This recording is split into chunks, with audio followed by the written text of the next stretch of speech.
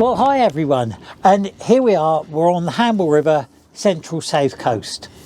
Behind me is Hamble River Sailing Club, and just on the other side of the river from that is Warsash Sailing Club, which is host this weekend to the H2s, the Blaze and the Buzz fleets. Now, this really is one of the keystones of our dinghy sailing heritage here in the UK. Hamble River was the great hotspot of the 1950s and 60s. Ian Proctor with all his metal masts, David Robinson, they were all here. And one of the core fleets at Hamble at that time was the Merlin rocket. And so much of our dinghy development came from that fleet. Now, of course, we all know that one of the top crews of the day was Keith Callahan, who was sharpening his designing pencils at the time, and he's gone on to do lots of other boats, and of course our HADRON and H2. But the DNA that's gone into those two boats really has its roots here in the Hamble River, because this is where the Merlin rocket, so much of the development was done, because it's a very demanding set of requirements. As today, for the first day of the open meeting, you're going to have quite a stiff sea breeze blowing straight in through into the river mouth. So you're going to have demanding beats, short chops, and quite testing downwind legs.